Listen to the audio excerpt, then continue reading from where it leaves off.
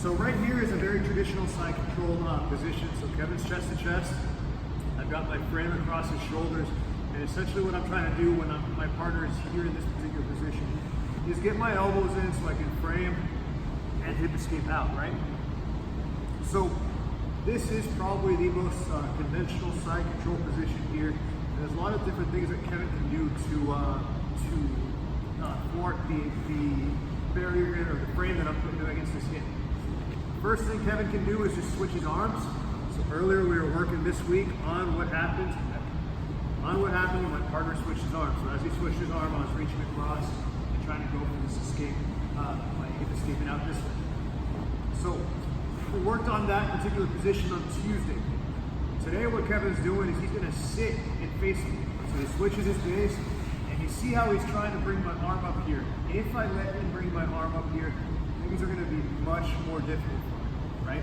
So anytime somebody's reaching to try to get my arm from this side, I wanna make sure it's glued to my ribs and the ground here. So if y'all can see, I'm trying to put my elbow as tight to the ground as possible. Once it's stuck to the ground, it's much harder for him to lift up off the ground.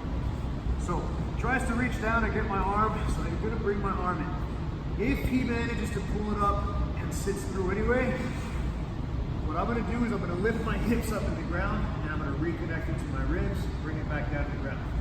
Now, this is a position that we're gonna work from right here. Elbows are gonna be in and tight. Now, sometimes people, especially 5-year-olds, they will sit right on the ground here. If Kevin's weight is on the ground, it's super easy just to hip escape out. Sometimes if somebody even stays right here, not that hard to get a quick arm on. But most people over the age of say 15 aren't gonna be sitting down or with their hips on the ground. Sometimes they're gonna have their weight on it. So what I'm looking for here is my elbows come in, and now I'm going to put my feet on the ground. I'm gonna bridge in Kevin's direction. So feet go here, and I bridge. Now you see what happens, let's see right here. There's gonna be space right underneath Kevin's hip, okay? So once I get to this position here, look, I'm gonna bring my knee right under Kevin's hip, and I'm gonna frame my elbow right on top of his knee here. Now, what's gonna happen is he's gonna sit right on top of it. Okay, I'll change the angle in just a second. My right foot is planting to the ground, and I'm going to lift all the way to the side. If he ends up in this position here, look, I'm going for an underhook, come right on top. So we come back, so you guys can see it from the back side. So we come back this direction here, starting from here. Elbows in, and now I'm going to bridge into my partner. Again, if his weight's on the ground, we're just going to bridge hip escape, and you see how Kevin falls. So we're talking about when his weight is on my hips. Feet on the ground, and I bridge. Now look, I'm framing against his knee, and I'm just trying to put my knee right underneath his leg here. I want all of his weight on my hip. This foot goes on the ground, and now I'm going to turn it. I'm going to turn it like a lever. Okay?